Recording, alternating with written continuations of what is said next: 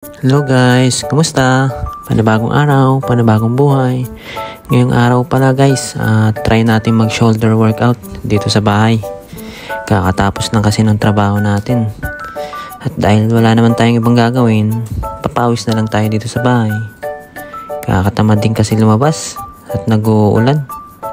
Naisip ko guys na magpapawis na lang. Para kahit nag-uulan, pinapawisan pa rin tayo. Pinapanatili ko kasi guys yung disiplina sa katawan ko. Kahit nasa ang lugar ako, hindi maaring hindi gagalaw kasi kakainin ako ng katamaran eh.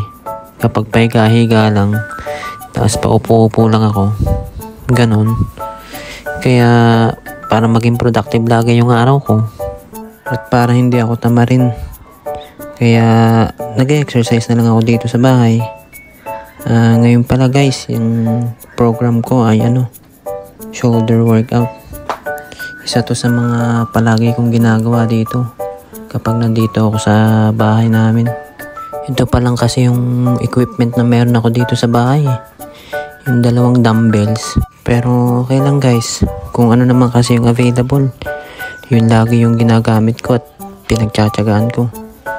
Ang dami mo na din naman kasing magagawa guys, gamit lang yung 2 dumbbells na to. Parang nasa sayo naman kung paano mo gagamitin yung mga bagay-bagay na meron ka. Huwag ka na maghanap ng ibang mga gamit guys, para lang mapaganda pa yung katawan mo. Kung ano yung available, pagtsagaan na natin. Hindi naman kasi yan sa ganda ng gamit o sa dami ng mga equipment na gagamitin para lang maging maganda yung katawan mo, maging malusog ka eh. Nasa dedikasyon mo pa rin yan sa mga ginagawa mo. At kung consistent ka sa bawat araw, bawat linggo, buwan o taon. Isipin nyo lang lagi guys kung bakit nyo ba ginagawa yung isang bagay.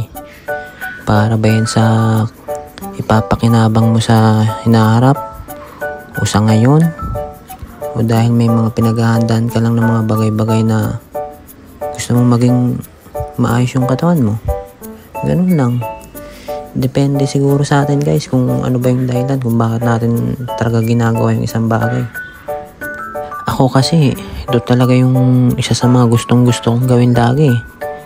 Ito kasi yung nagpapasaya talaga sa akin. Lagi ko kasi sinusubok yung sarili ko. Kapag trinay ko tapos di ko pala kaya, okay lang, at least sinubukan ko. Tapos kapag kinaya ko pala, ang sarap sa pakiramdam nun guys. Kaya subok lang ng subok sa buhay guys. Ang dami ko na palang sinabi. Hanggang sa muli guys, paalam.